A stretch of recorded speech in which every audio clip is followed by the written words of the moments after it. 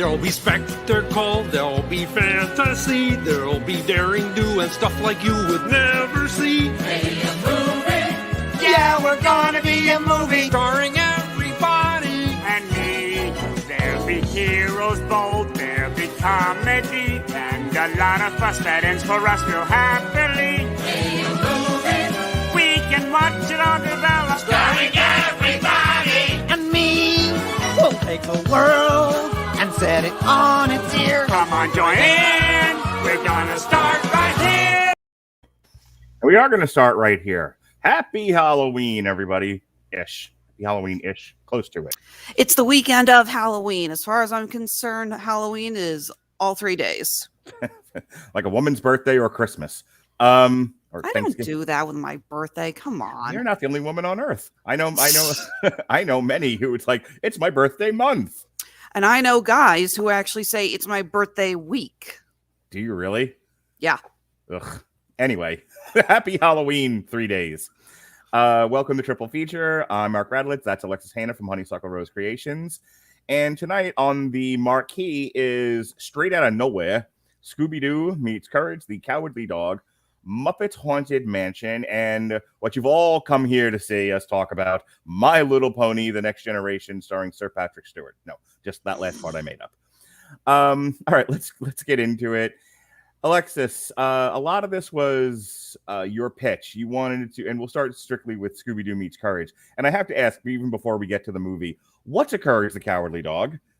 I have never heard of it. I know it exists in the world, but I never watched the cartoon. I have no association with this property. Then it's abundantly clear this movie was not made for you and you did not get half the jokes.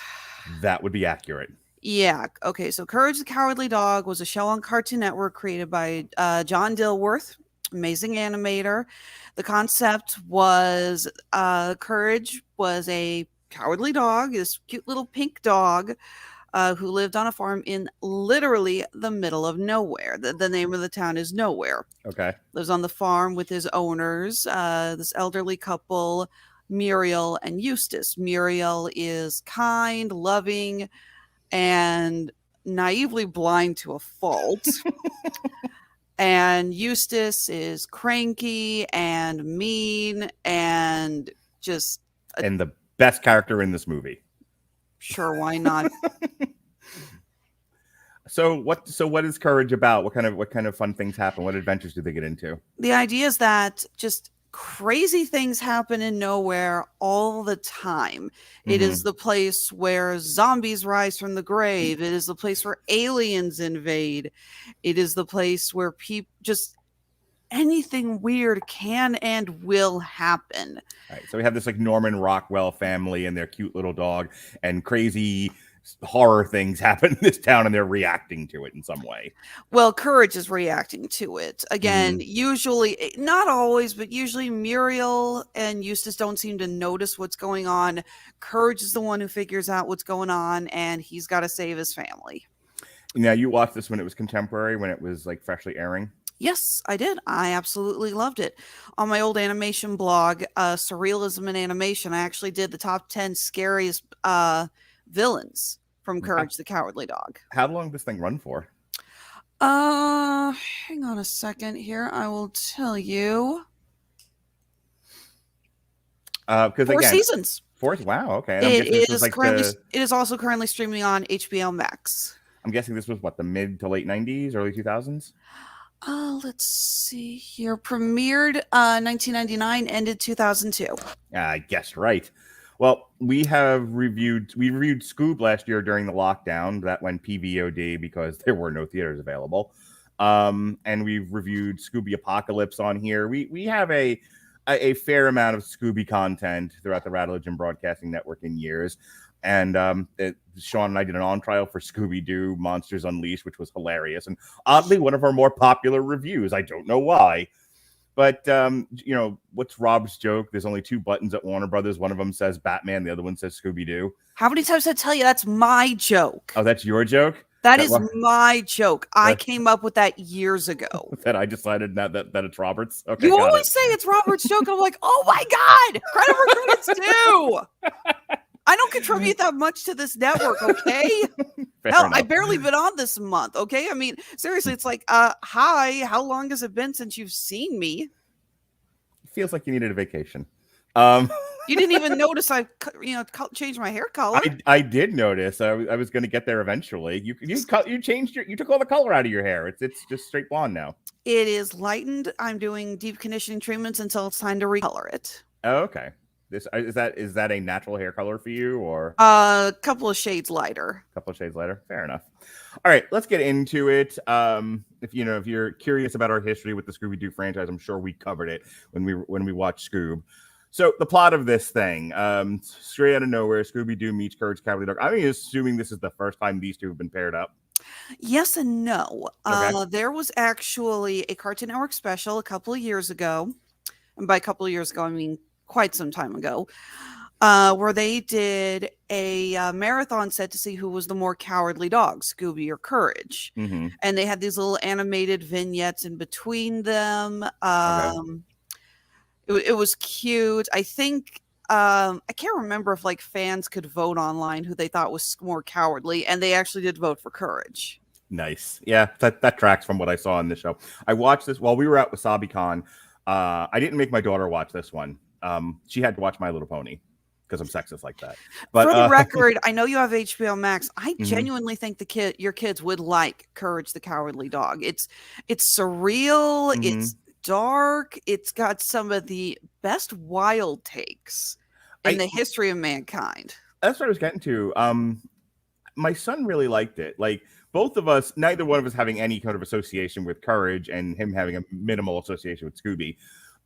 We just kind of watched it tabula row. It was like, okay, well, we'll just see what this is. I have to talk about it anyway, so let's see what it's all about. And we had a good laugh at it. Like I said, Eustace was my favorite character in this thing. I laughed almost at everything he did. Mm-hmm. And so did my my 70-year-old and a 7-year-old's body son. All right, no fooling this time.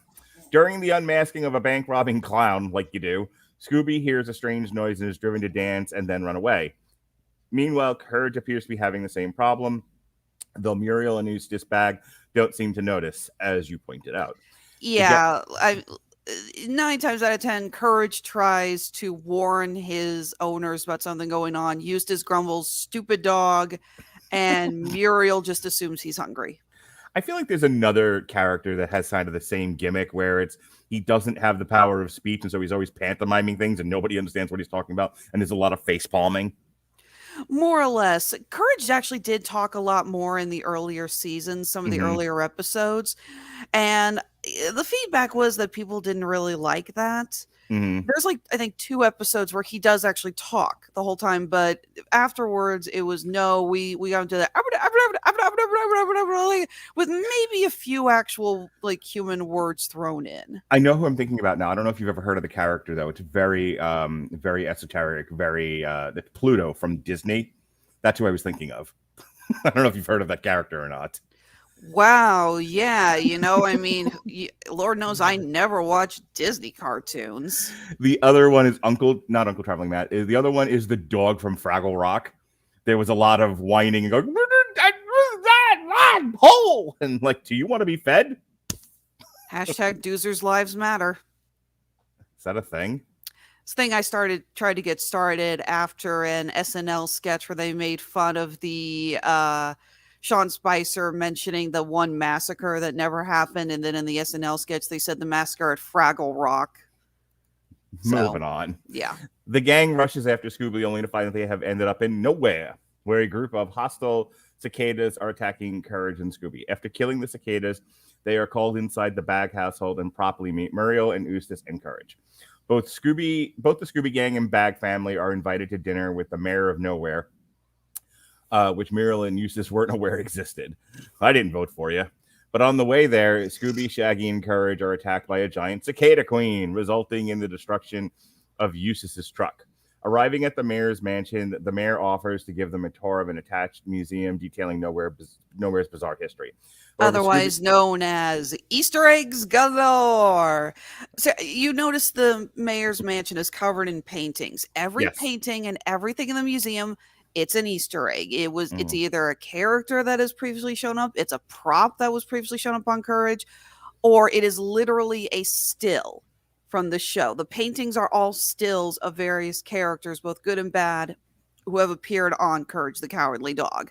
Okay. So yeah, I was watching this going, okay, so there's the creature from the Black Puddles necklace, and there is the mattress possessed by the demon, and there's the giant sand whale that wants his accordion back. This is all shit from the show. I am not making this up.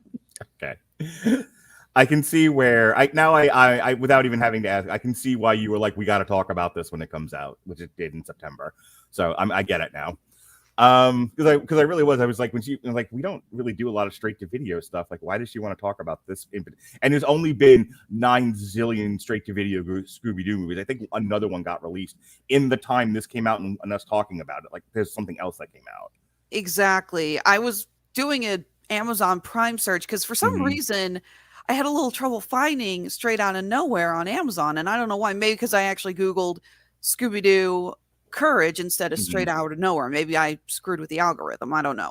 Right. But I'm going through all of this, and there's like Scoob and the Stone and Scooby-Doo meets John Cena and all this. And I'm just like, sweet Jesus, how many of these movies are there? A lot. I stopped watching after Scooby-Doo with the cyber chase.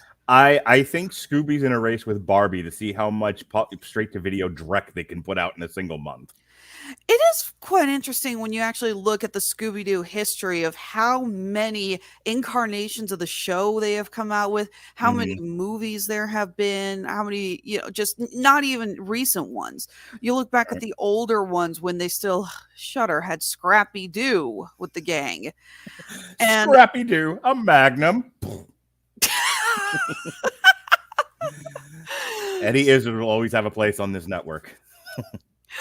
So, like I said, it's just quite fascinating how much this show has lasted the time. And it's just, there has always been a new Scooby-Doo every single time. It's always like, so have you seen the most recent Scooby-Doo? 5 minutes later, have you seen the most recent Scooby-Doo? Like somebody standing at the edge of a machine and just a tape hits you in the face. You're like, oh, it's Scooby-Doo, and another one.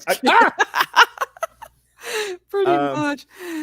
All right, so however, not to mention, I will also say this: as much as we hate on the first on all the live action Scooby-Doo movies, they did give us Matthew Lillard as Shaggy.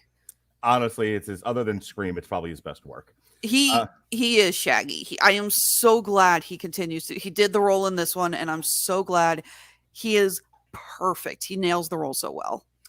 Arriving at the mayor's mansion, the mayor offers to give them a tour of the attached museum, detailing Nowhere's bizarre history, as we just talked about. However, Scooby, Shaggy, and Courage look for something to eat, like they are wont to do, and Eustace heads back to Bag residence to rid himself of the nuisance. My man. I do love that. He opens the cabinet, finds the creepy butler and maid, just shuts the door and is like, on second thought, I'm leaving. It kind of reminds me of that scene from the new Candyman movie when the woman opens the door and sees the steps leading down into this very dark cell, and she goes, nope, shuts the door, walks away. An attack by the Cicada Queen and her brood knocks Fred, Daphne, Velma, and Muriel into a hidden cave where they discover a strange machine randomly sending out cell phone calls.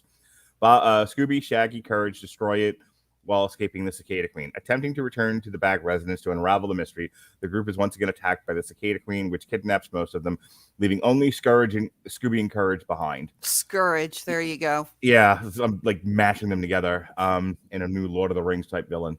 Plugging Velma's personal tablet, which she had been using to document everything she had collected on the mystery, into Courage's computer, they discover that the cicada's unnatural size and every other bizarre occurrence in Courage has had to deal with was the result of a dark matter meteor, because it's always dark matter, that was also responsible for wiping out the dinosaurs.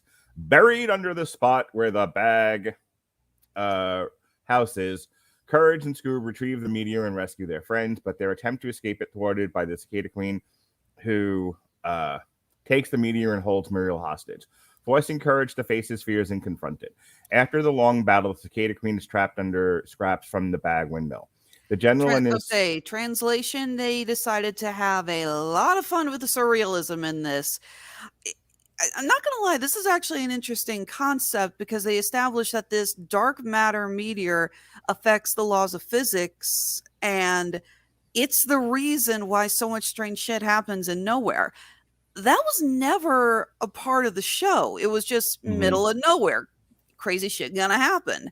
Right. But I kind of like this idea that there was actually a force. And there's a reason why all of this stuff happens here and why it always happens at their farm, because the meteor is underneath the farm. I was like, that's actually kind of creative. The general and his subordinate soon arrived to apprehend the Cicada Queen, which was revealed to be a mech piloted by Courage's arch enemies, the villainous feline mastermind Cat and French conduct Le Quack. 2 reoccurring villains from the show. Katz was straight up terrifying in his first appearance. He attempts to feed the Bag family and Courage to giant spiders. Wow. It's dark.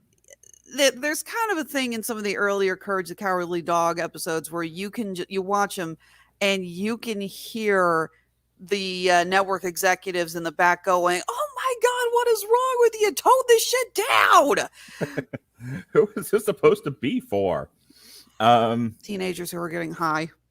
Clearly.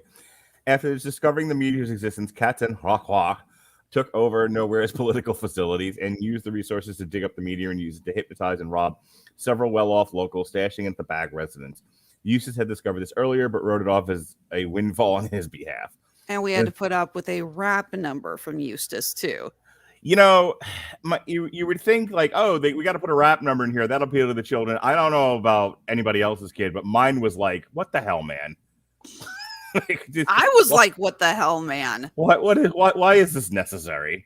Yeah, Eustace is greedy. He's always been insanely greedy on the show. Okay. You know, in fact, there's a lot of episodes where the problems that befall the Bag family is because Eustace won't let go of something. You know. But yes, thank you, Cleo. But it's just like the rapping things like that was never in his character.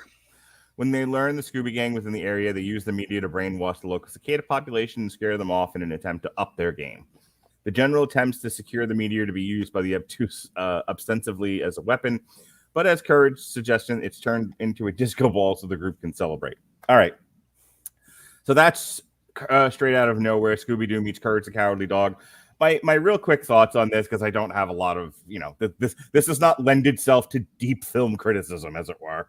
I enjoyed it. My son and I, like I said, without kind of knowledge, this seems to have been made for Courage fans more than Scooby fans. Like, even though Scooby is the top of the letterhead here, the marquee, this felt like it was made for Courage fans, and Scooby was sort of incidental to the action, which was fine. I didn't need it to be focused more on Scooby, but it kind of left me and my son, who aren't familiar with the Courage characters, feeling like, what is this? I don't understand what we're watching here. And then the rest of it is obviously they don't have a real giant cicada problem. Who is at the heart of this thing, and they do the Scooby-Doo thing of pulling the mask off, and that all tracks with what we love and what we want to see in a Scooby-Doo mystery. It was okay. This was definitely a straight to video kind of thing, but it seemed like it was kind of almost like a passion project for Courage fans. It was. And it's also interesting that they did this without any input from the original creator, John Dilworth. It's a little bizarre about that, because this film is a love letter to Courage fans, again, from all the Easter eggs and everything. If you're a fan of Courage the Cowardly Dog, you're gonna love this. It does have some really good bits with Scooby's characters. I love Fred and Velma and Daphne trying to pull Katz's face off because they're just convinced it's a mask and they just won't let it go. Does Velma lose her glasses this one? I feel like she does, which is always a running Scooby gag. She does at the end, but she never says, "I lost my glasses," because she loses her glasses when she's tied up by the cicadas in the webbing. Right, okay. So all I can say is that, yeah, if you're a fan of Courage, you're going to love this. And again, it's streaming on HBO Max. If you haven't seen Courage the Cowardly Dog, I highly recommend checking it out. It was a really great staple of Cartoon Network's run in the early 2000s. It's often regarded as one of their best shows. It was very creative. It was incredibly surreal. If you love dark humor, smaller elements of horror, you're going to really enjoy it. And seriously, Mark, I do really think your kids would like it. I highly recommend you start showing it to them. Early 2000s. That puts you in high school or college? I graduated in class of 2002. Okay, so when you were watching this, it was your last couple of years of high school. Mm-hmm. Still remember watching a rerun when I was finding out that I was failing my astronomy class. It's a fun association. Real quick, just before I do the Grammarly plug, I think the animation was pretty okay with this. Nothing to get excited about, but wasn't utterly inept either. It is a little weird how different the styles are between Mhm. Scooby and the Gang and Courage, and everything else is done in Courage's style, with the exception of the opening scene with the bank robber and the clown. Everything is done in Courage style. All the other people are drawn as Courage style. They got usually fairly big bodies and very skinny legs. That is a signature style of John Dilworth's work. And I kind of do like that. It very much feels like Scooby has just entered into Courage's world. Yeah. They didn't try to blend it too much. They just kept Scooby and the Gang in their classic style. And I think that's the smart move. I feel that if they had tried to do other things with that Hanna-Barbera style, it would have backfired, because those Hanna-Barbera style and Dilworth style do not mesh. Yeah, agreed. So just want to pay a little bills here. Grammarly's AI-powered products help people communicate more effectively. Grammarly helps you write mistake-free on Gmail, Facebook, Twitter, LinkedIn, and nearly anywhere else you write on the web. Grammarly corrects hundreds of grammar, punctuation, and spelling mistakes while also catching contextual errors, improving your vocabulary, and suggesting style improvements. To download Grammarly today, go to getgrammarly.com/W2M Network. Again, that's getgrammarly.com/W2M Network to download Grammarly for free. It's funny, I was talking to Gavin last night when we were reviewing Ted Lasso, currently in the archive. And I said one of the most annoying things that are part of modern filmmaking today, just because of the time that we live in, is watching people play with their phones and tablets, or putting what's on the phone or tablet on the screen. Because I'd also just finished watching You, and that was a big part of it. Is as he's stalking this woman, everything that he does is on the screen so that you can see it. And I find it to be distracting and annoying, and I hate it. And I wish we would. And I just sort of blurted out, I wish we would go back to inkwells and parchment. Because at least that has an aesthetic quality that I enjoy.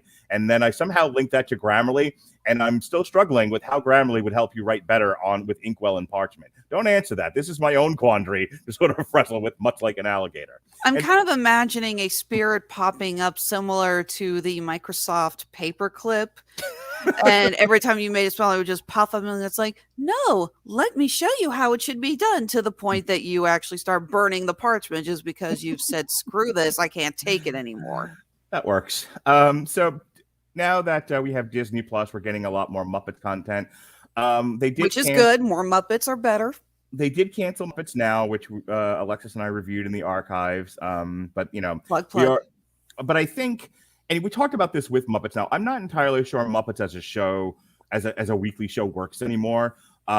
Chris Bailey and I were kind of having this conversation about like Dune and Tolkien and Asimov, just science fiction books written in the 60s that may have been written for a child's audience, an audience of children, but children were different in the 1960s than they are now, and they were certainly different 100 years before that.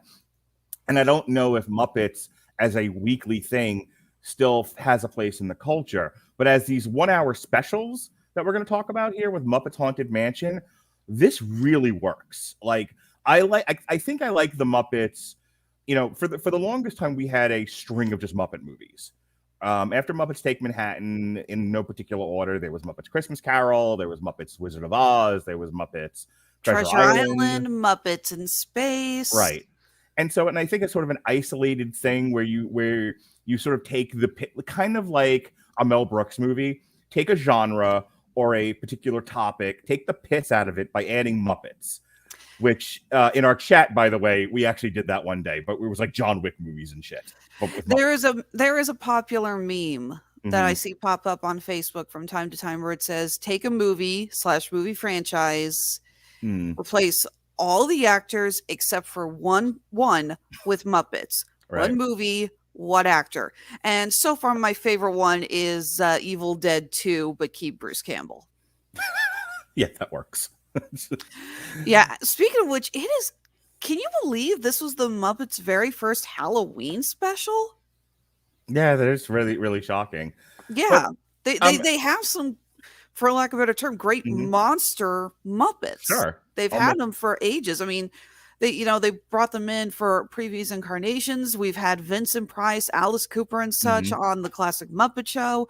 They created all of these really good horror Muppets for these characters, and it's like, and then you watch it go, really? You've never done this before? Yeah, that is really peculiar. I'm just curious, what is your opinion on the idea of maybe the Muppets are, because the Muppets as a show or as a movie just on their own in their own little Muppet world don't seem to be working. They don't seem to be finding much outside of a core audience, and they don't resonate with the general public. So something like Muppets Haunted Mansion, they're much more suited for. What do you think? Yes and no, I agree with you, but at the same time, we have to be careful. Otherwise, we're going to start falling into the same track that we just discussed Scooby-Doo has. And next thing you know, we're going to get the Muppets meet John Cena. I hope. All right. I'm actually kind of surprised John Cena hasn't cameoed in a Muppet production. Give him time. No, you actually think, it's like, the kind of stuff John Cena does and how great he is with his fans. Like, wow, actually, John Cena would jump at the chance to appear in a Muppets movie. I mean, look, him and The Rock both figured out that the way to win America's hearts was through their children, and it worked. To a lesser extent, Dave Bautista as well. So Muppets Haunted Mansion is exactly what the title says it is. It's a 1 hour-ish special on Disney Plus where they mash up the Haunted Mansion ride. That is a Disney Main Street USA attraction with Muppets. And my personal favorite ride at Disney World. At my wife's too. As a matter of fact, you can't see it in my mess of a house, but that away is last year's Christmas presents that I got for my wife. I got her a whole bunch of Haunted Mansion Funko Pops. Nice. Yeah, I got her the Target exclusive blue chrome Hitchhiking Ghosts, and then I got her the actual mansion with the butler. I also got her the redhead from Pirates of the Caribbean because my wife, drunk or not, usually nearly falls out of the boat yelling, "We wants the redhead!" whenever we're on Pirates of the Caribbean. I love my wife. Anyway, back to the show at hand. So the whole premise of this thing is Gonzo and Pepe, which I need to talk to you about. That's why I'm starting off this way. Gonzo and Pepe are invited to the Haunted Mansion, and like every other horror movie you've ever seen with a haunted house, they have to spend the night. If they spend the night, they will be rewarded. If they can't make it, on some unspeakable doom. And I think the thing that caught me off guard with this, but ends up working really, really well in its favor, is why they didn't go with the obvious choice of Kermit. Kermit and Fozzie, or Kermit and Miss Piggy, or Kermit, Fozzie, and Piggy. And they went with Gonzo, who's always been not an ancillary character. He's a core Muppet, but everyone sort of plays second fiddle to Kermit. And they instead basically did a Gonzo movie, which struck me as odd. But I'm going to just go ahead and tell you how I feel about this thing. It's amazing. We all love this, and Gonzo was actually perfect for it. If you actually notice in previous Muppet movies and such, Kermit is not the headliner. He is the straight man holding everything together, but he has not been the main focus of the Muppet incarnations for quite some time, actually. Hell, look at Muppets in Space and Muppet Treasure Island. Look at Muppets Christmas Carol. I would, except that of the three of those, I've only seen Muppets Christmas Carol. But still, you get what I'm saying. Oh, I'm with you all the way. I wouldn't have known that because I've never seen those before. Yeah, no, Kermit's an amazing character, but he's the straight man. Okay. He is. Hang on, let me tell you why. Because like in the Muppet movie, he's the lead, right? The Great Muppet Caper, he's the lead. Muppets Take Manhattan is really about like him and Piggy. Yeah. And other than last year at Christmas time when every one of you guys in associated with the network was like, you've never seen Muppets Christmas Carol, acting like you've never seen Gone with the Wind, like it's like this amazing movie that I've never watched. I'm like, okay, I've never watched it, so Michael Caine is still one of the best. Which the movie revolves around him. Opinion. Yeah, and the movie revolves around him, and Kermit's relegated to Bob Cratchit. But like I said, my 45-year-old self only saw Kermit as the lead in these things. So I think your point is well-founded. but it's well founded if you've actually seen those movies, which I haven't. Fair enough. But okay, so in Muppets Treasure Island, Kermit is the captain of the ship. Okay. It has been ages since I've read Treasure Island, so I cannot remember all the characters' names except for Long John Silver, of course. And in that one, he is gloriously played by Tim Curry. Oh my God, I love that man. I mean, who doesn't, right? Mm-hmm. And yeah, on Muppets in Space, it focuses on Gonzo. Oh, does it really? Okay. The joke is that Gonzo has always been wondering what he is, because we don't know what he is. You know, he was never created to look like anything. And the idea is that Gonzo finds out he's literally an alien. Oh, really? No, I had no idea. Because again, my my association with Gonzo is from The Great Muppet Caper, where they're flying. I think it's like 10th class or something. So they're in crates in the storage area of the plane. And, so they're having a conversation in those crates and they're all marked. So Kermit's is marked frog. Fozzie's is obviously marked bear. And Gonzo's is marked whatever. Fast forward to about a week ago. And my son, as we're watching this, he's like, this is all fine and dandy and I'm enjoying it. But what the hell is Gonzo? And my answer was, he's a whatever. No, he is a whatever. All right, so Muppets Haunted Mansion. Here we go. Instead of attending the Muppets annual party, Gonzo and Pepe are on their way to a fear challenge event in the same haunted mansion where Gonzo's favorite magician, the Great MacGuffin, disappeared. That was so funny. Disappeared 100 years ago. Upon being dropped off by their hearse driver, Yvette Nicole Brown of Community fame, Gonzo and Pepe. By the way, since she's lost weight, I barely ever recognize her. She's been in a bunch of things since she's gotten skinnier, and I never recognize her without her size from the first 1 or 2 seasons of Community.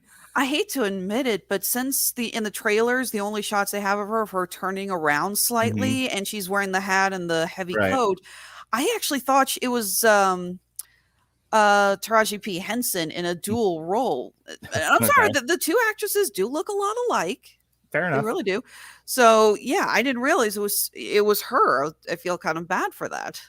But in all fairness, it's a quick shot of her in the trailer. She doesn't have any lines. Yeah.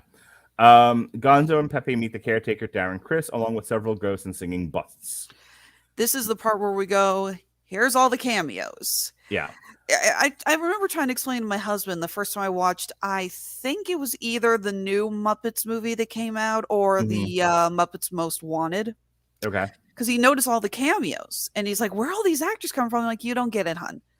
Being asked to do a cameo, not a role, a cameo in a Muppets production is one of the greatest honors you can get in Hollywood. It also is one of my most beloved lines in any Muppet movie. What are you doing here?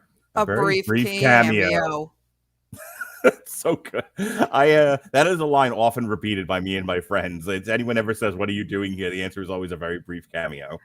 Should also point out this was the final appearance of Ed Asner. Yes, who made an appearance as one of the ghosts. I was saying we were talking about that with Doug. I thought because my wife asked me, he's like, "Is that Ed Asner?" And I'm like, "Yeah." Now I don't know which one was his actual last gig before passing.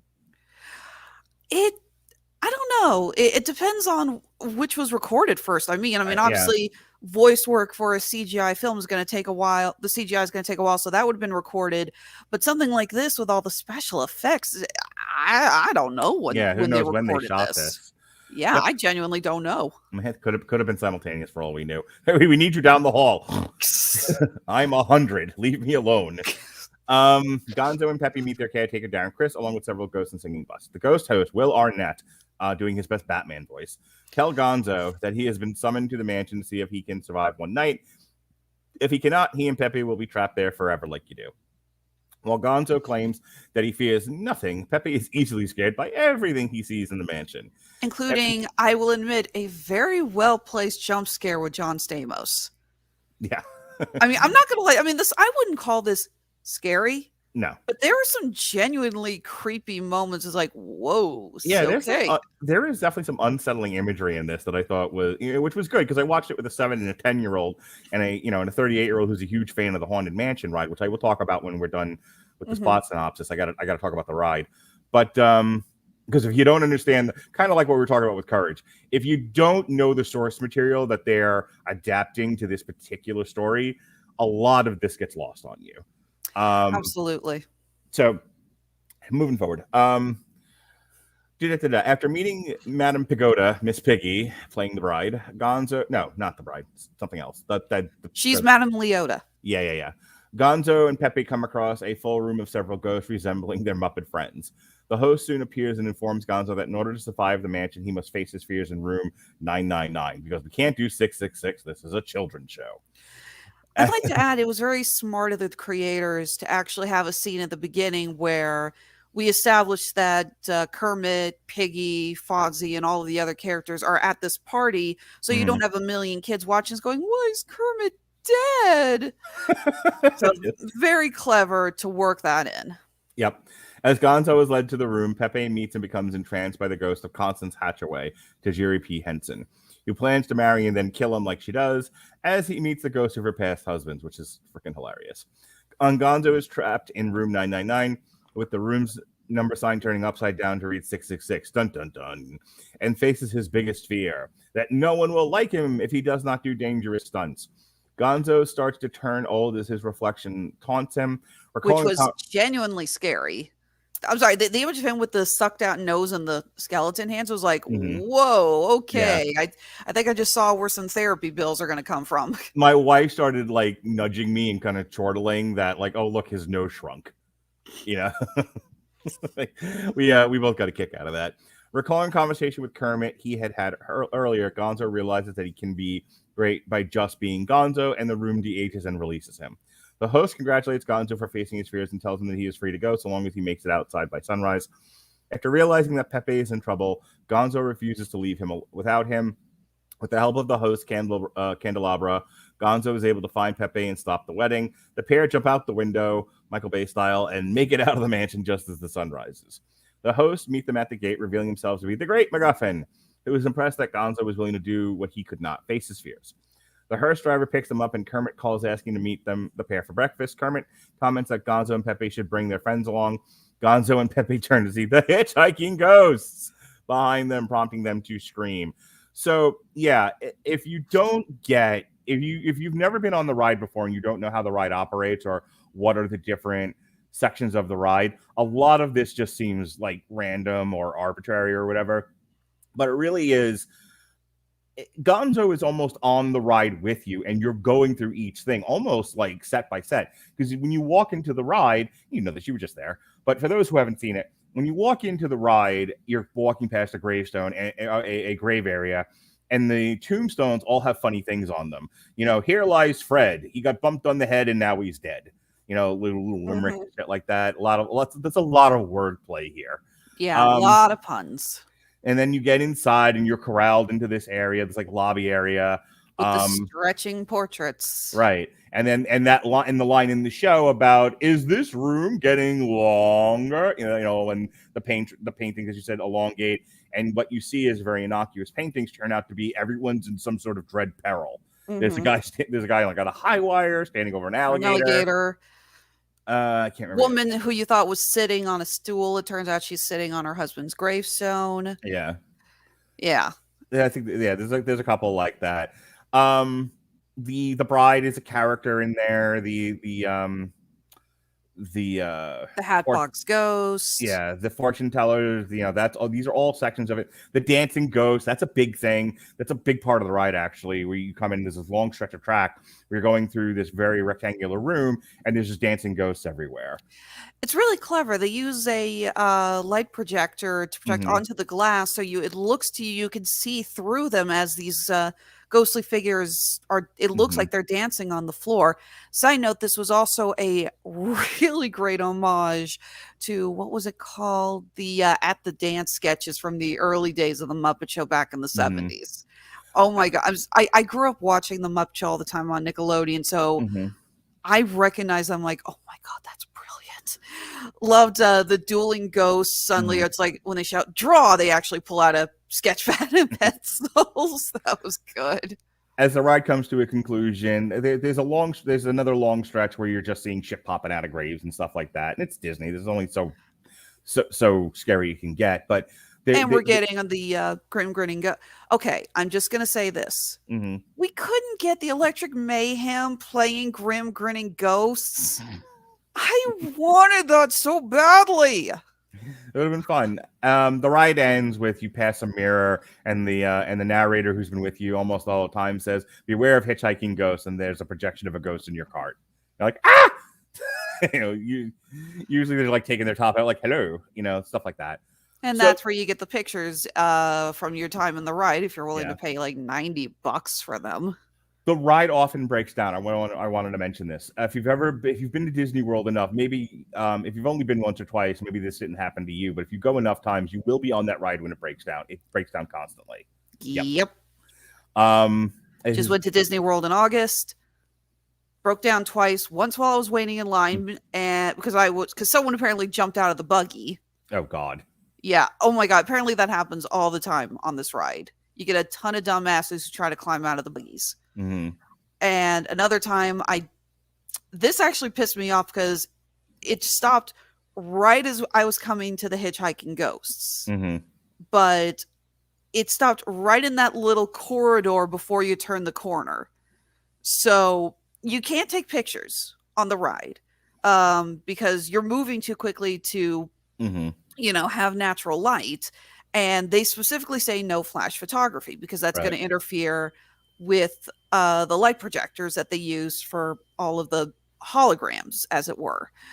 So we're stuck and they say, sorry, give us a minute. It's like, we will resume the ride. They actually do keep in character when they tell you this, but I'm stuck in an area where I can't see any of the ghosts. I'm just like, my one opportunity to take a picture, because I'm holding still now and I can hold my phone still enough. I can get a picture and none of the ghosts were inside. I'm like, you couldn't have stopped like 5 seconds back or 5 seconds forward. I would have been happy with either.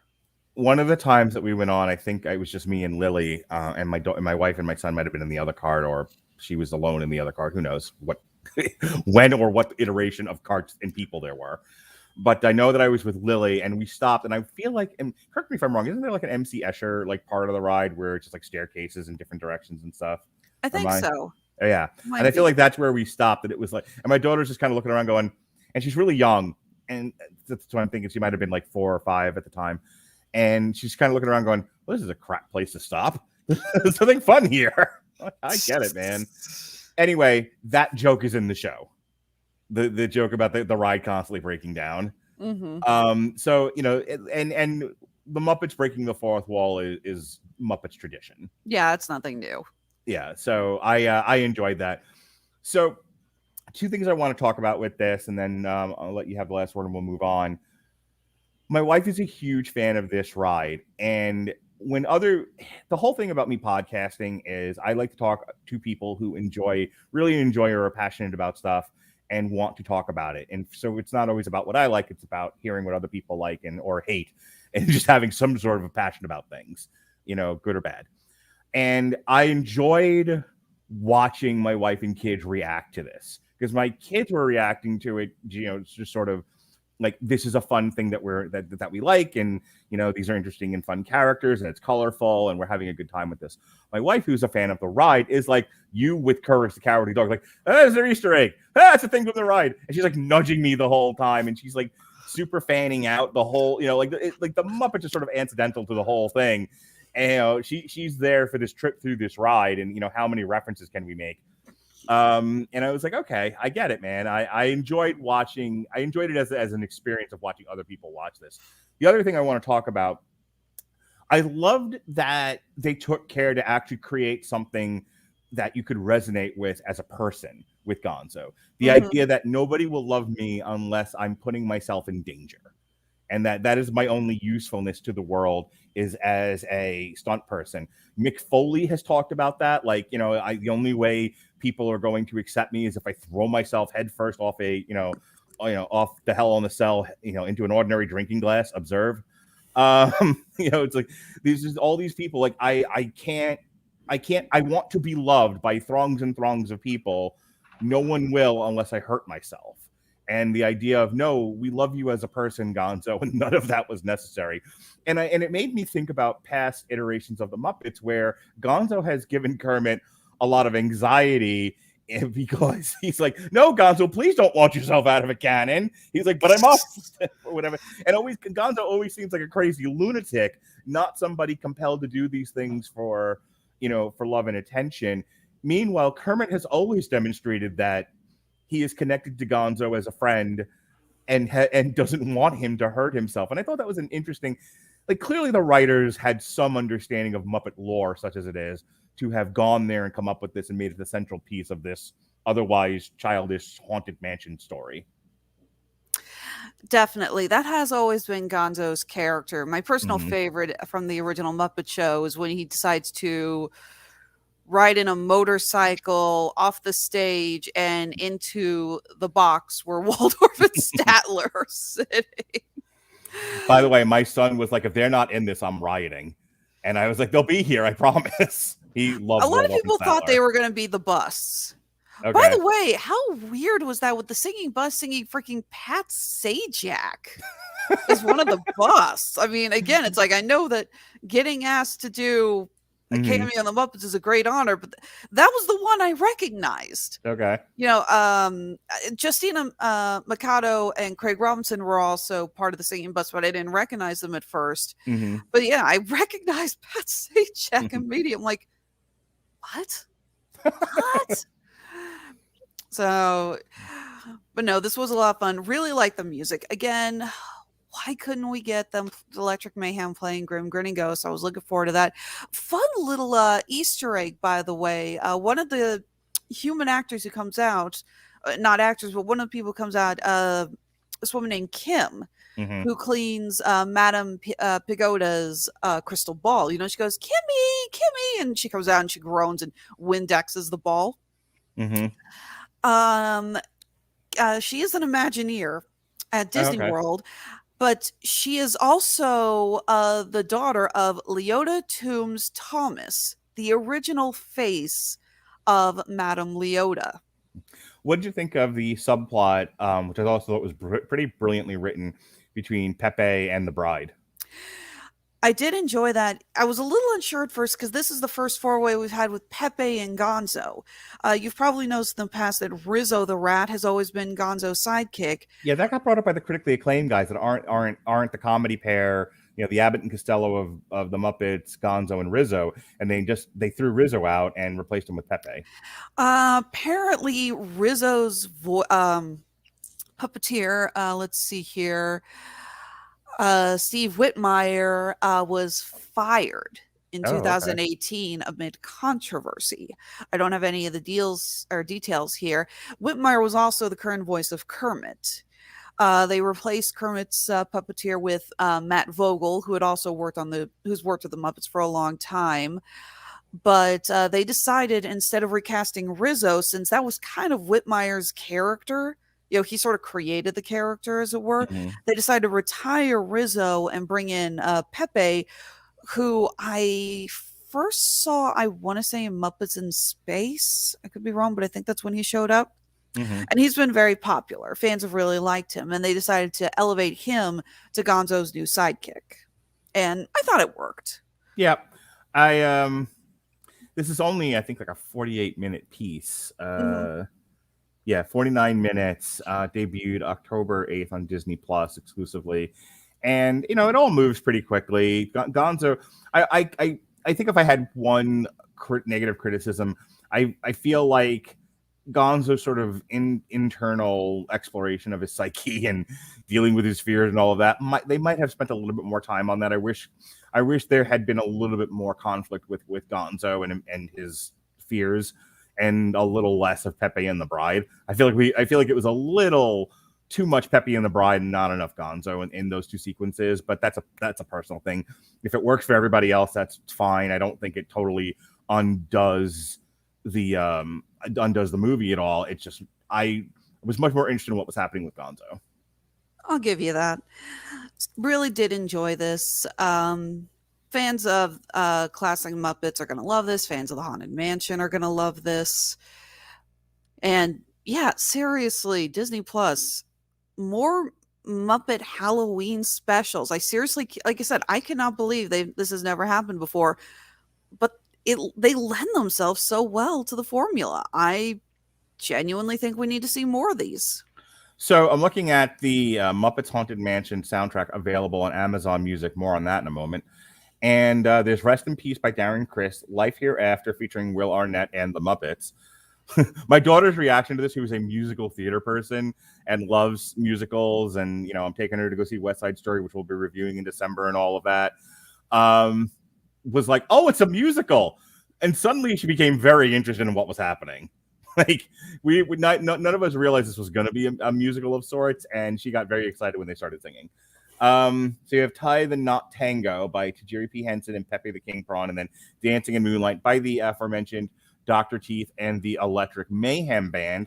And if you're interested in checking that out, but don't want to waste any money on it, click the link that we have here in the description of this podcast. We are giving away a free trial of the Amazon Music Unlimited service.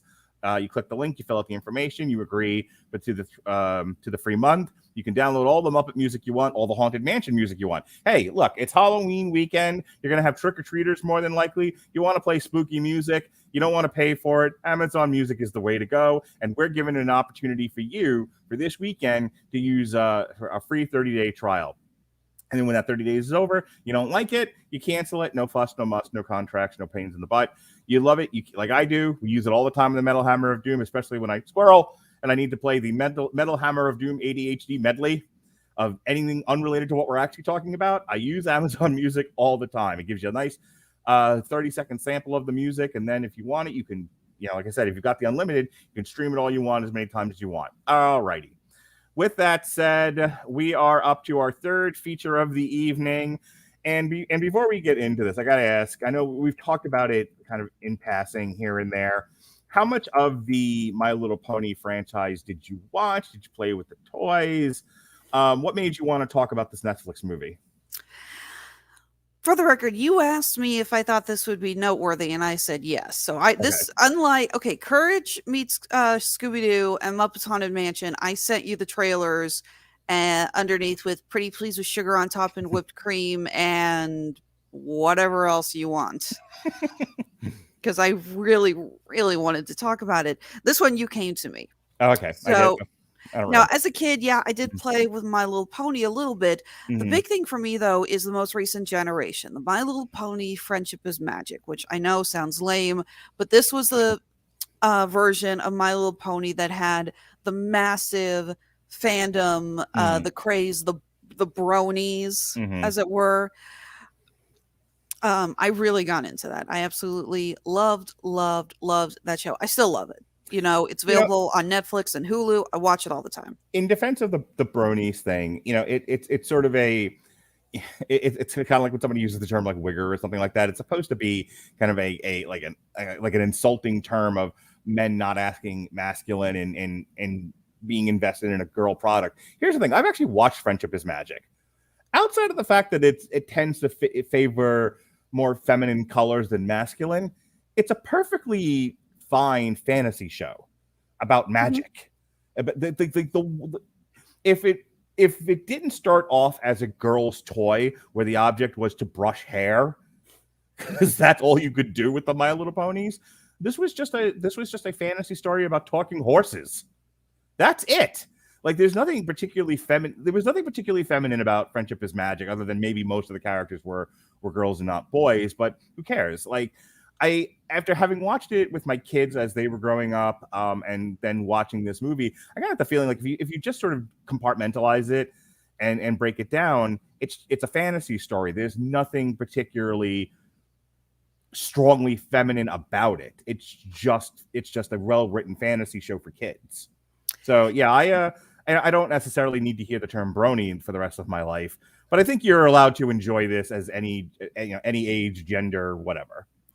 Absolutely. This series actually got multiple documentaries made about it, looking over how the fandom exploded. Mm-hmm. One or two, I can't remember how many, but at least one was narrated by John Delancey of you probably recognize that as the guy who played Q in Star Trek, yes, who was a prominent reoccurring character on Friendship is Magic. Yeah, he was the dragon thing. Discord. Yeah, the Discord. spirit of chaos. Yeah. I mean, it's actually kind of funny because he pretty much just is Q. Mhm. You know, there was actually a lot of fans who said this was just Q taking a form in the My Little Pony universe, and I died laughing because right around the time that they announced My Little Pony Friendship is Magic was ending, Mhm. they announced that Q was going to come back in the new Picard series. So I Mhm. wrote, oh, okay, so Q got tired of harassing the ponies. Now he's going to go back and harass Picard. Good to know. Everyone needs a hobby. It just lined up too perfectly. Sure. So yeah, I was a huge fan of that. And as soon as the fourth generation, Friendship is Magic ended, obviously fans started asking, so when's G5 coming out? There was speculation, actually, I want to say it was between the 7th and the 8th season. Mhm. There was a controversy. There was a leak at Hasbro, a couple of episodes. They weren't totally finished. I think they were missing some sound effects and music, Mhm. but they were accidentally leaked along with these drawings of the characters in new styles. Mhm. And people went a little nuts thinking this was going to be the new version.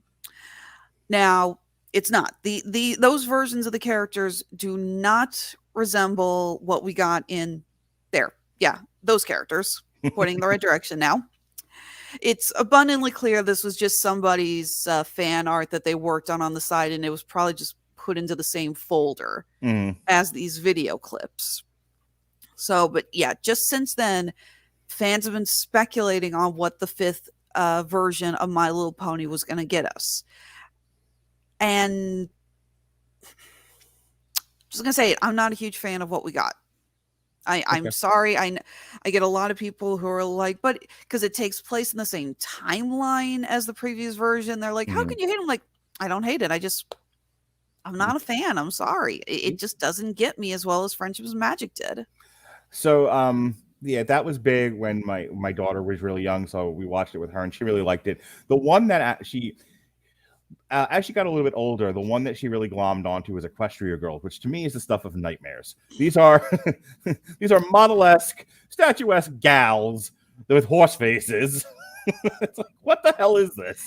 I can't stand Equestria Girls. I really can't. When I saw it, not to mention I actually kind of got mad because I thought the animation was lazy as hell. The fact that all the girls are the same model to the point that they all have either boots, high tops, or leg warmers, so their legs are all in the exact same size.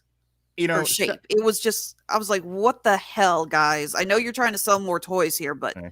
Well, that's the thing. Like, I was thinking about this with, I just watched Paranormal Activity Next of Kin, which we'll be reviewing on Tuesday. And I was like, the similarities between like found footage movies, pro wrestling, and cartoons meant to sell toys all have the same central issue. You must fool people into thinking what you're doing is at least some degree believable and not completely reveal the trick behind the curtain. In other words, like with the found footage thing, you have to go just enough to get people to suspend their disbelief. If you shatter the illusion, the found footage structure completely falls apart, and now you're just watching a poorly shot movie. More on that Tuesday. Professional wrestling, if you shatter the illusion that this might be a competitive fight, you're just watching there's no tension. You're just watching guys roll around on the mat and do gymnastics. It's not fun to watch unless you want to, unless you enjoy watching people throw themselves through tables into ordinary drinking glasses. Observe. I'm going to put that on a t-shirt, Mindy. Same thing here. I can live with a cartoon that is meant to sell toys if the story is well told and the characters are at least interesting to look at or interesting in and of themselves. My problem with the Equestria Girls was it was a blatant sell job to sell dolls. It was like, we think the ponies with the combable hair is fine, but what if they were like Barbies? Because we want to be more competitive with that than anything else. And girls like dolls, and it became like we didn't need to turn the horses into girls, but they did because girl dolls sell toys. And it was like, come on, man, you've now shattered the illusion of whatever it was this was going to be. Anyway. My Little Pony: The Next Generation is essentially the same story as Dragonlance, minus the king priest of Istar, or whatever the hell he was called. Essentially, magic has left the friendship. The friendship between the three pony tribes has ended. Magic has left the realm, and the societies have fractured and become paranoid and suspicious of one another. And from there, in the Earth Pony town of Maritime Bay, Argyle Starshine teaches his daughter Sunny Star Scout. I love these names. These actually are some good names. Of tales of the old Equestria, where Earth ponies, Pegasi, and unicorns lived together. Most other Earth ponies believe these are fairy tales and have grown up in fear of the other pony races. Sunny hopes that the three races can be friends. Yay! And already, if trying to put this into the same story arc as the first, or as Friendship is Magic, makes no sense. Sorry, can I get on my pastel colored soapbox for a second? You can, but I'm going to set you up. I'm going to set you the volleyball so that you can spike it. One of the critically acclaimed guys, William Bibiani, the one without the kid, complained fucking endlessly about how this doesn't match with the Friendship is Magic show, and that there's a missing reel, and like he complained hard for a really long time in the review of this, he was really frustrated. There's no explanation as to why the friendship ended and the magic left.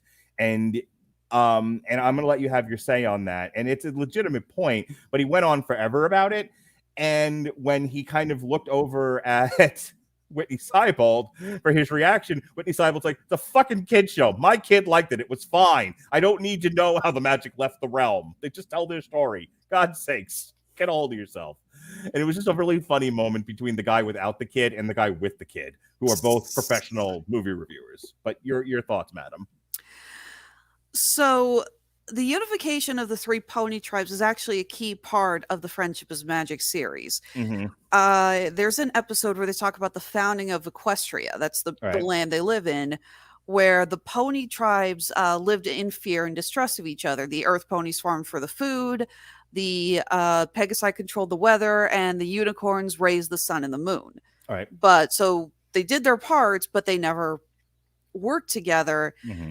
And the idea is that one day this horrible blizzard. They were living in a world of separate but equal. Sure, why not? One day this horrible blizzard comes and none of the pony tribes can stop it. Mm-hmm. And it's revealed that it is not a true blizzard. It is the power of, standing by for eye roll, the Wendigos. Hang on.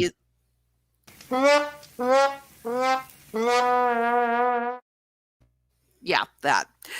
These ancient spirits that create cold. Mm-hmm. And the ponies learn that it is only through their friendship that they can, and that they literally can keep things warm enough to drive the Wendigos away. And this all comes to a head in the series finale, where the villains have managed to, again, create distrust between the three pony tribes to try to weaken our main character's stance, and the Wendigos come back. Mm-hmm. So, yeah, the first thing that I think of when I see this, and they confirm that it's taking place years after the reign of Princess Twilight Sparkle, is that I'm starting going, Wendigos? And again, it's like, I know it's a kid's show, but mm-hmm. one of the great things about Friendship is Magic is it had this really great set mythology. Yeah, an internal consistent continuity. Exactly. They worked so hard on that, and I was really impressed. That's one of the things a lot of fans love about Friendship is Magic. It wasn't just, oh, here comes the cute little horsies. No, they actually set up, there was mythologies, and there were legends, and there were these, great characters who learned, and the show developed. It was fantasy. It was fantasy lore. It was, and it was good fantasy lore. And to put it in the same continuity as this and just suddenly go, nope, no Wendigos. I'm like, again, what the hell? Okay. So I need to stop interrupting you, because I do have a speech about why this doesn't work, but I can't keep interrupting you while you're doing the plot. So I will try to contain myself until we get through Wikipedia. Okay. Years later, after her father passes away, Sunny continuously tries to change the minds of the other Earth ponies. But they voted for Trump, don't you understand? Never mind.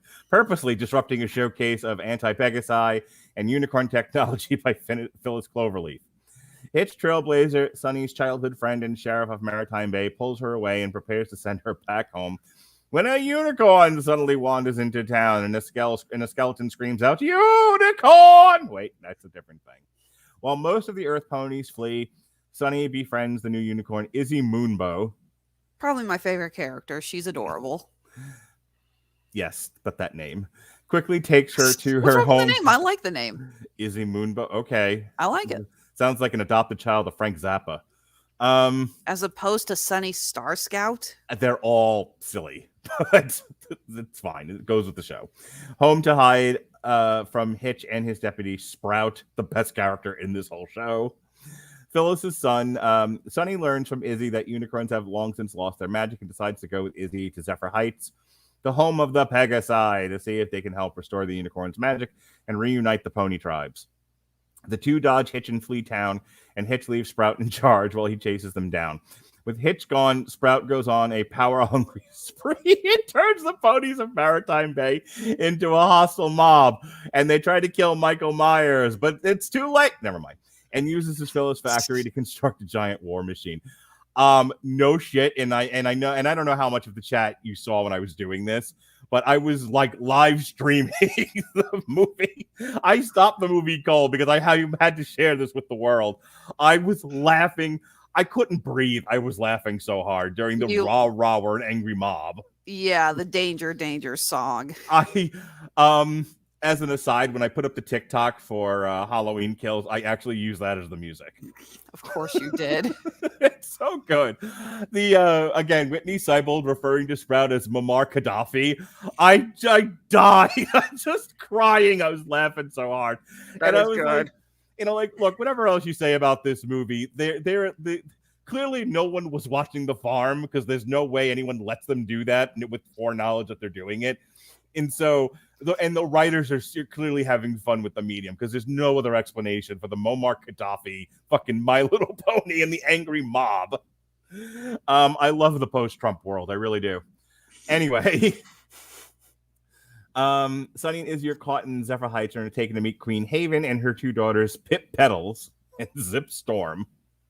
When Sunny starts asking about magic, Haven has them taken to the dungeon. Zip secretly visits them and tells them that the Pegasi too lack magic to fly, and the royal family are using wires to pretend to fly. You're a phony, a big fat phony. She helps them to escape an abandoned port that Sunny realizes was used by all three pony tribes in the past. Sunny sees a glass window that shows two crystals, one of which is set in Haven's crown, may fit together and bring the magic back. The three concoct a plan to steal the crown during Pip's performance that night.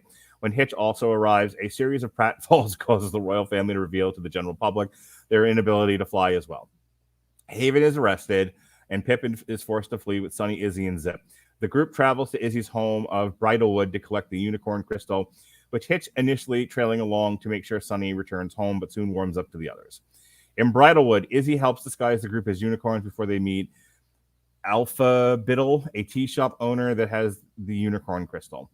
Sunny challenges Alpha Biddle to a dance competition and manages to win, but in celebration loses her disguise. As the group flees with the two crystals, they come across Queen Haven, who has also escaped. Sunny and Izzy try to pull the two crystals together, but they fail to do anything. Dejected, Sunny returns the crystals and returns home with Hitch. At her house, she receives a gift from Agent Fury, realizes that this, never mind, but packs her up her childhood toys when she discovers that her lamp made by Argyle contains a third crystal, matching the other two. As she races to tell Hitch, there's love. There's Deus Ex Machina, there's plot convenience, and then there's this. And then there's Iron Man 2. Yeah. They discover that Sprout has turned the entire town to his side and is piloting his war machine.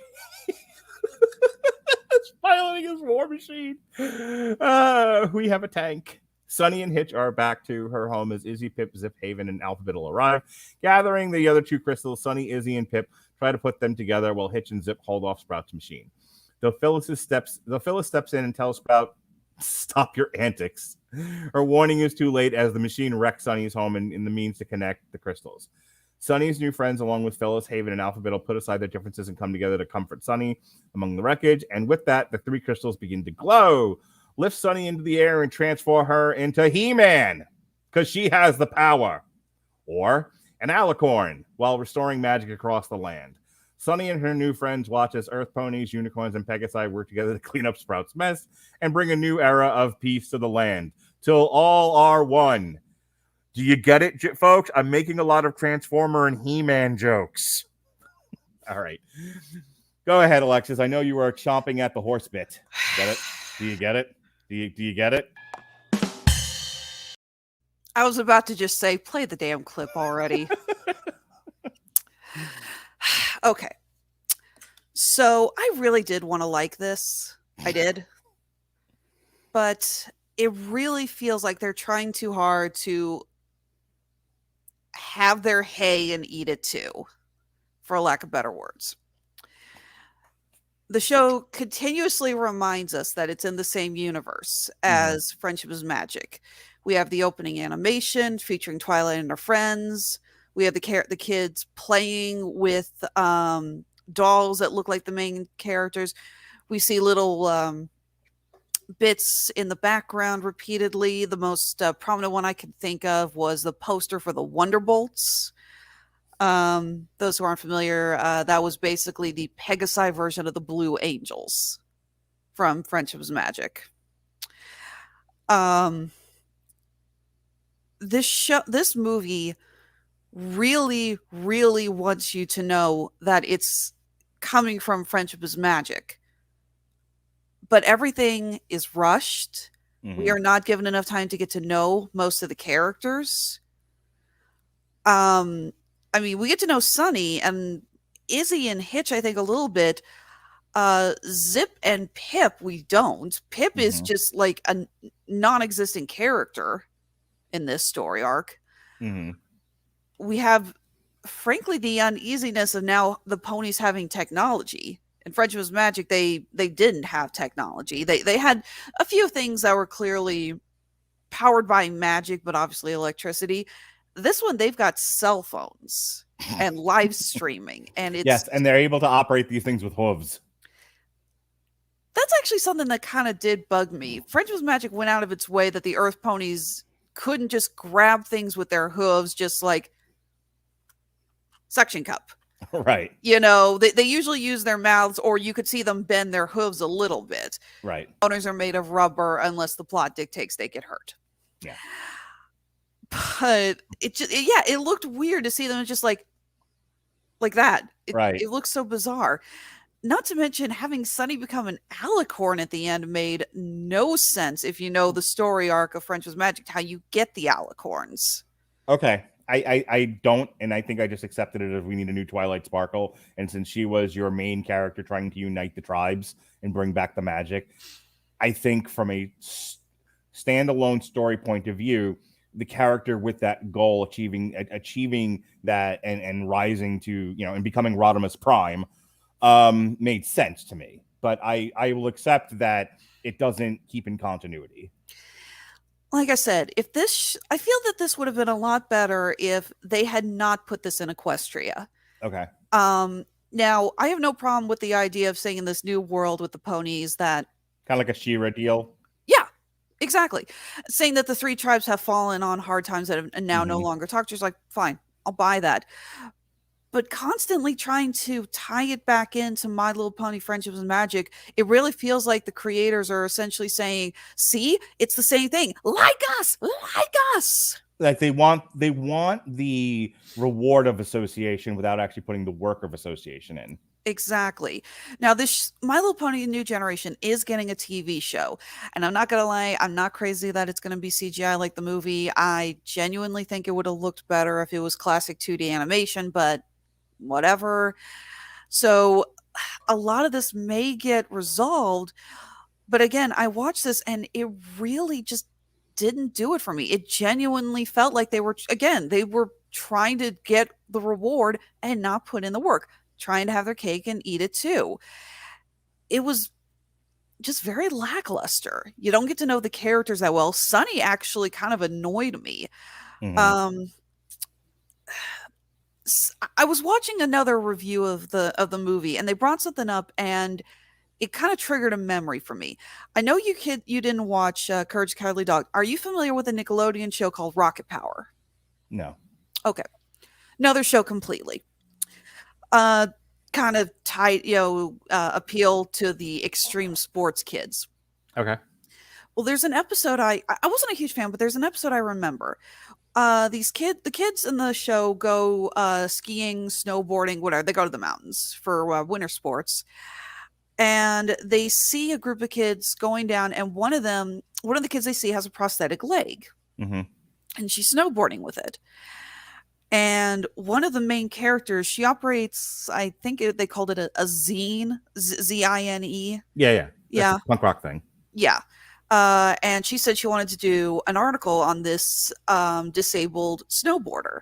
Mm-hmm. And she could ask her all these questions about it. And at no point does she actually, and the snowboarder actually gets annoyed because she's like, "You're just asking me about my leg. I'm not just my leg." Yeah. And I realized that Sunny was doing the same thing. She wasn't trying to be friends with Izzy and Pip and Zip because she genuinely found them to be interesting ponies. Right. She was trying to be friends with them because they were Pegasi and unicorns. She kept asking all these questions about them being Pegasi and unicorns. At no point does she actually try to get to know these characters better as they are. We know so little about the other characters aside from their main characteristics and a little bit of what they're into.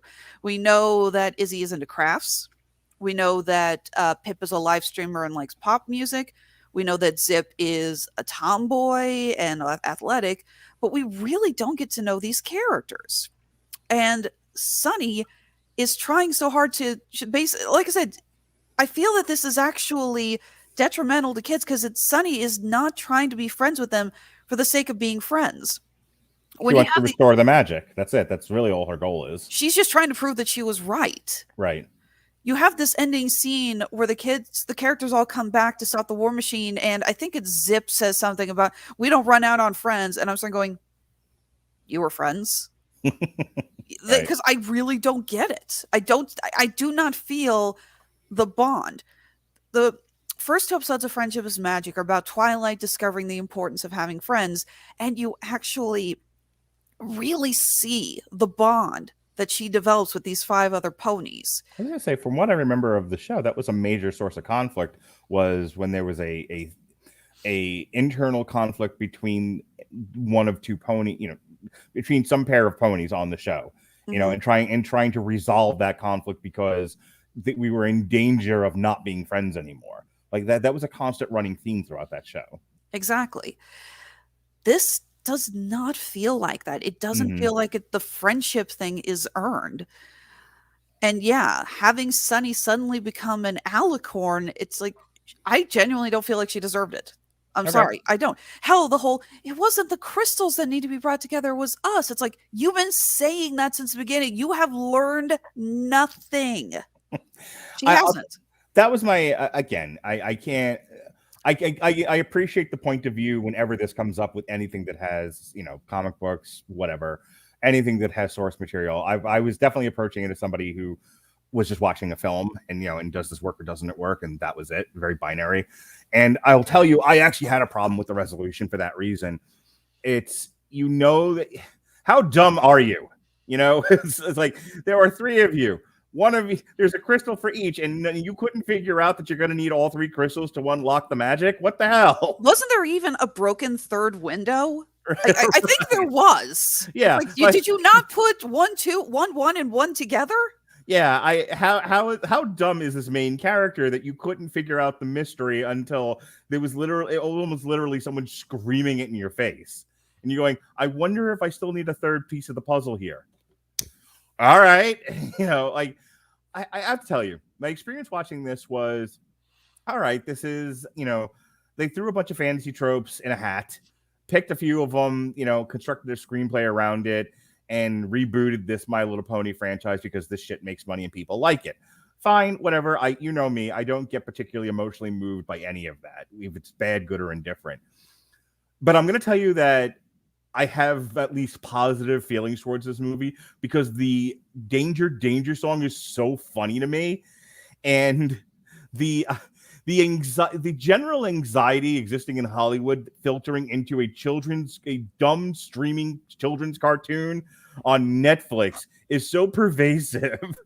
Like, we're so mad about the last 4 years. You can't even watch a My Little Pony movie without it creeping in there. Cracks me up on a level I can't really explain. And for that reason alone, I'm like, it's fine. Is it the best movie I've ever seen? Obviously not. It's very much a C movie for me. It's right there in the middle. It's inoffensive. It's not great. I laughed hard at one thing, and then the rest of it, and just sort of where it fits in our current culture. And then besides that, it was like, as Whitney Seibold said, it's the kind of thing you throw on for your really young kids to kill in 90 minutes, and it's utterly forgettable after that. Really is. Most of the song, again, the Danger song I thought was pretty good, but most of the songs are horribly forgettable. Yeah. Again, I watched another reviewer and he's talking about the songs, and there was at least two. I was like, oh yeah, I forgot that there was, that song in there. I don't remember a single song beyond Danger, but that's because I've been obsessed with that for like 2 weeks now. The voiceover work is really good. We got a bunch of really good actors. Yeah, as I say, we got Vanessa Hudgens, who's pretty good in this. Kimiko Glenn, James Marsden, who was in the Sonic movie. He was also Cyclops in the first 3 X-Men movies. Sophia Carson, Liza Koshy, Elizabeth Perkins, Jane Krakowski, who's always great. Ken Jeong, who apparently is in everything. Ken Jeong, apparently doesn't know how to say no. I'm afraid he's saving up money to buy a country or some sort of, weapons of mass destruction. Like, this is all, like, he'll take any gig because he needs the finances to finance his evil plot. I'm just wondering if they're not paying him for Masked Singer. Which I don't watch, but I know he's on it. I have watched some of that because my daughter and my wife tend to watch it. Thankfully, not religiously. All right. Anything else about My Little Pony? If not, we're going to close up shop. Again, I could be 100% wrong on this. Mm-hmm. We do have a TV show coming out, and maybe the show is going to answer all these questions that I've had pop up.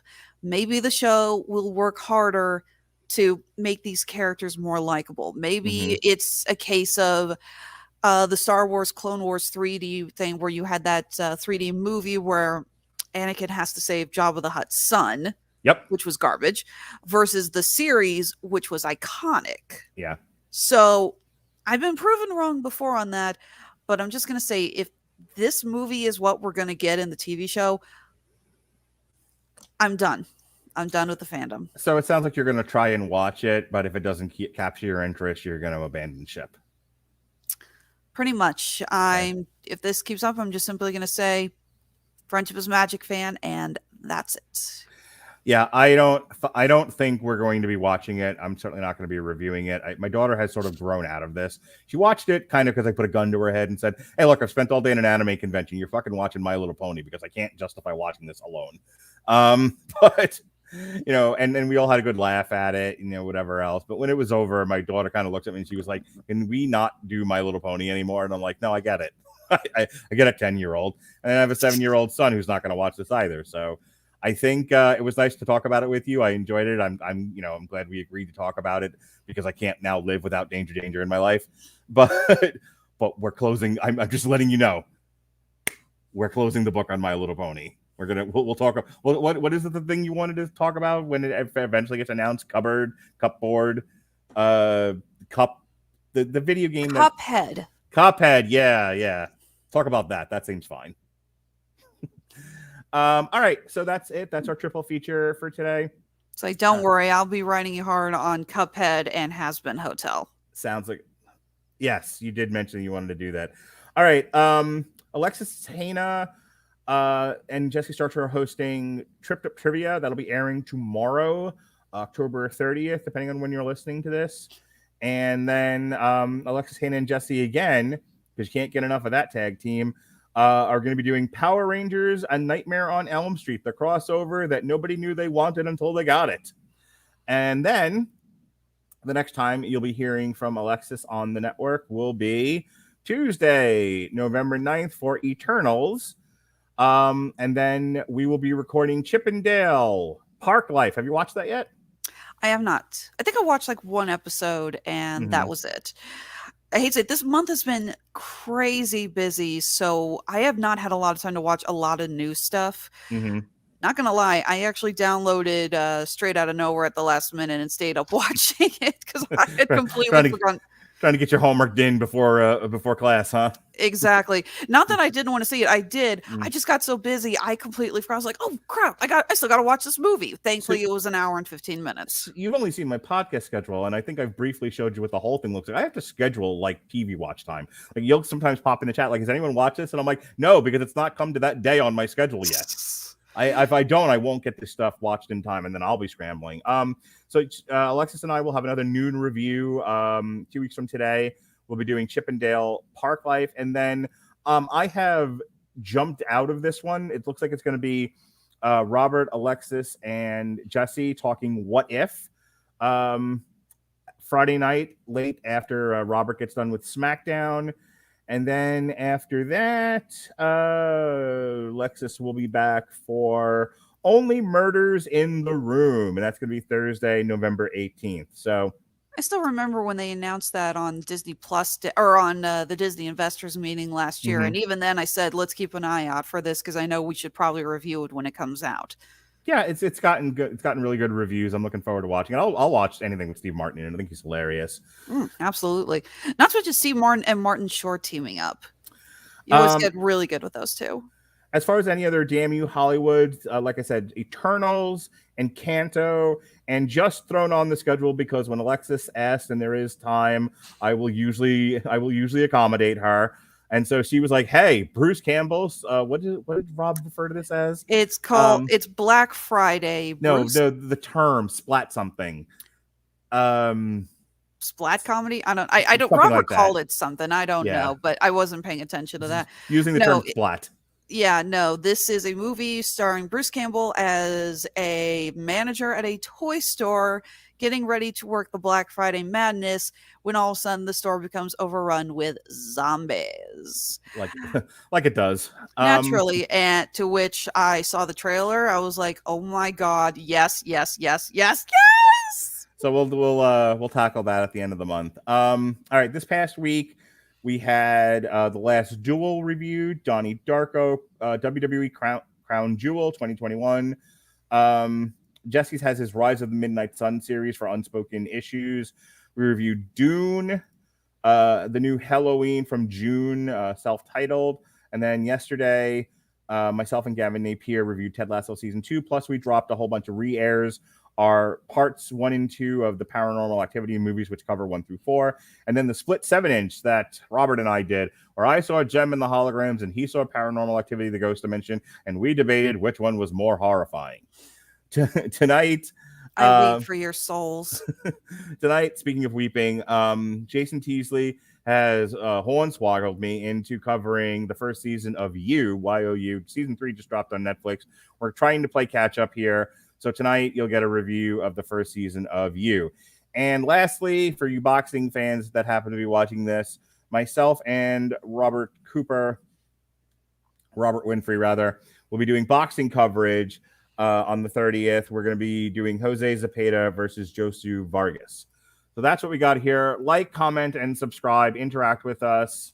I will interact with you more than likely, wherever that may be. I'm on TikTok, Instagram, or on Twitch, YouTube. More interaction, more likes, more subscribers. The more the algorithm likes us, the more people will find us. And then the more then you can make suggestions like other people do. Like, hey, you doing this? And then I'll, I guess if people are interested in Game of Thrones, we can talk about it. So, true story. And that's me. Alexis will now tell you about what she's doing that I haven't covered. All right. Well, first of all, yes, we did just recorded our Tripto trivia for October. The theme is, of course, horror movies, tying into Halloween. We are getting ready to do prep work for November's Tripto trivia. The theme is Disney. It's going to be looking at Disney movies, Disney TV shows, plural, and Disney parks. I do believe, Mark, your wife wants to jump in. Yep. I provided that something doesn't happen and we're not busy on the night that we're recording this, I'm going to make my wife play separately from me. We're two different contestants. Okay, we're not tag teaming. She's going to go in a room with her laptop or whatever, and I'm going to stay right here where I am, and I'm going to kick her butt. That's my plan. Always good. No phone of friends available. But we are going to be looking for more contestants. So if you're interested in playing, hit us up on Facebook or Twitter. Let us know if you're interested. If your Disney knowledge of Disney parks and Disney movies puts ours to shame, we are always interested. So we got that. I know that our trip to trivia in December is going to be Christmas themed, but we haven't set a record date for that. But again, if you are interested in that, Facebook, Twitter, let us know. We will be looking for contestants for that. I would play, but my answers to everything would be Dominic the Donkey.